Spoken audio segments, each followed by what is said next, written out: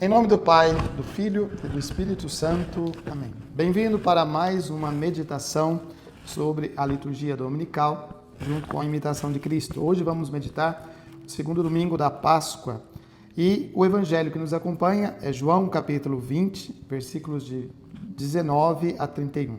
A referência espiritual da imitação de Cristo é o livro 1, capítulos 3, 6, 13, 19 e 25. A porta fechada e a fé que toca.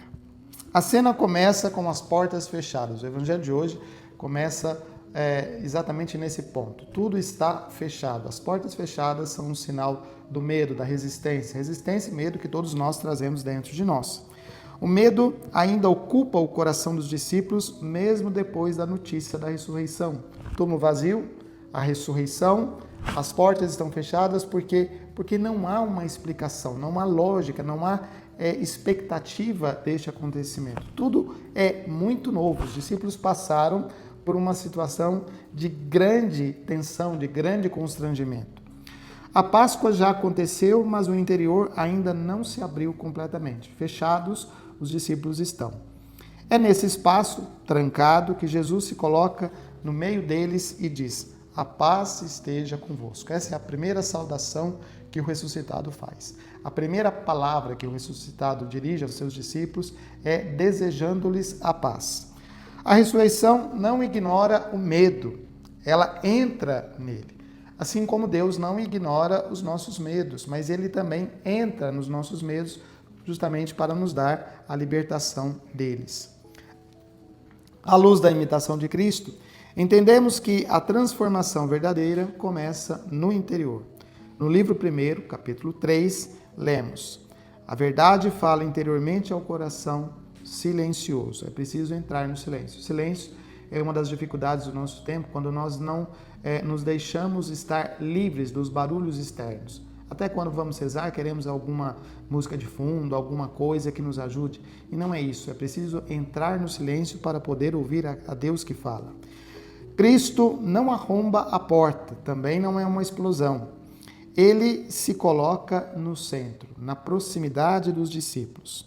Ao mostrar as mãos e o lado, Jesus não esconde as feridas. E esse detalhe, ele é muito importante. Ao não esconder as suas feridas, Jesus mostra a profunda ligação entre o acontecimento da sua paixão e a ressurreição. É o mesmo Cristo, não é outro que vem de um lugar diferente, não é um corpo totalmente renovado, e sim um corpo que guarda, que traz as marcas da sua paixão, da sua história.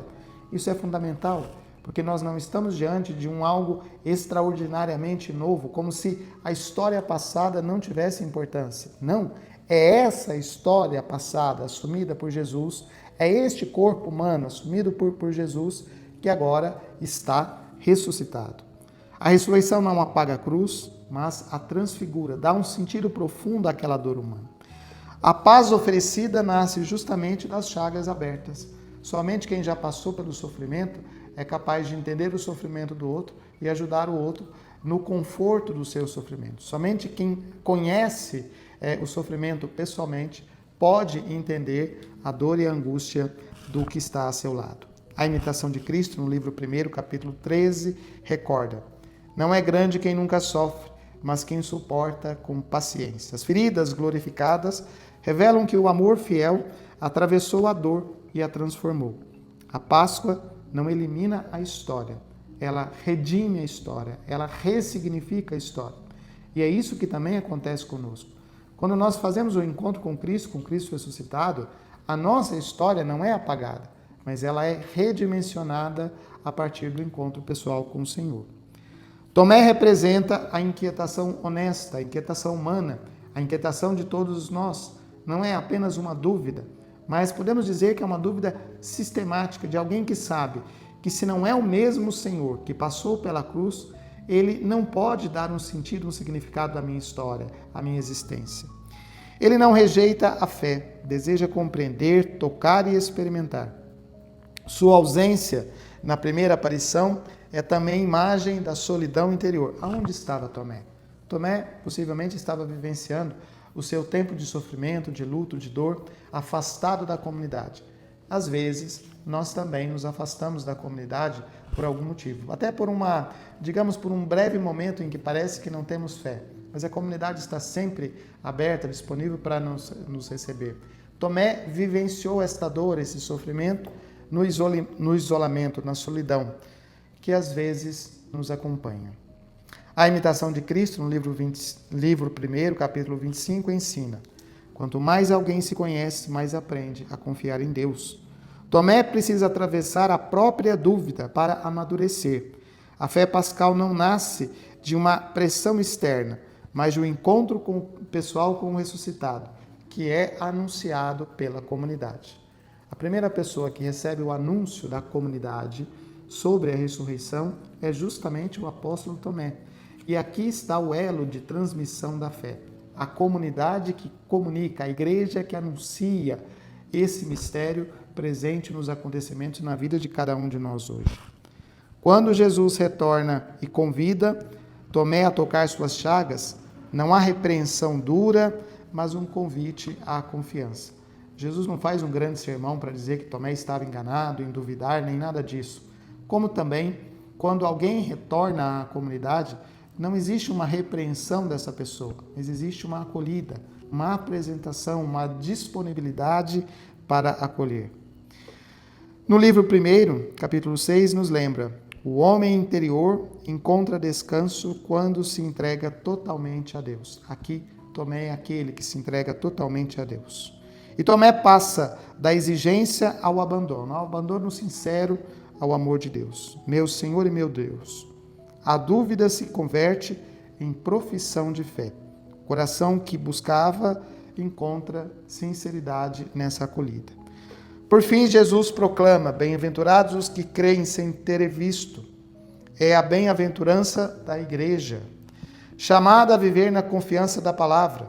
A imitação de Cristo, livro 1, capítulo 19, afirma que a consolação verdadeira não é permanente, mas sustentada no caminho. Isso quer dizer para nós que durante o nosso caminho de fé, nós vamos ainda ter momentos de dor, de sofrimento, de angústia e, por que não dizer, momentos de dúvida, momentos de incerteza. O que precisamos fazer? O que somos chamados a viver e a experimentar nesses momentos? É justamente a permanência, permanecer nessa vigilância, permanecer nessa esperança, permanecer nessa expectativa, para que novamente possamos fazer o encontro com o ressuscitado. A fé cristã vive dessa luz que não elimina todas as perguntas, mas oferece direção segura. As perguntas vão mudando à medida que o caminho vai evoluindo, perguntas que vão amadurecendo dentro de nós. E não é algo errado, equivocado fazer as perguntas. O que nós não podemos nos desviar é dessa direção, a direção do Cristo, porque aí nós encontraremos as respostas seguras e verdadeiras. O segundo domingo da Páscoa nos ensina que a ressurreição não é apenas a memória de um fato passado, a ressurreição de uma ideia, mas presença que entra em nossas vidas quando as nossas portas estão fechadas. Mesmo as portas fechadas, o amor de Deus entra em nossas vidas. Onde há medo, Ele oferece paz. Onde há dúvida, Ele oferece encontro. Onde há ferida, Ele oferece sentido. Quem permite que o ressuscitado permaneça no centro da sua vida, descobre que a fé não é uma certeza fria, mas uma relação viva, pessoal, e que a misericórdia é o coração pulsante da Páscoa. Um coração que não se cansa de bater para nos resgatar. Um coração que não se cansa de amar para dar um sentido à nossa vida e à nossa existência. Louvado seja nosso Senhor Jesus Cristo.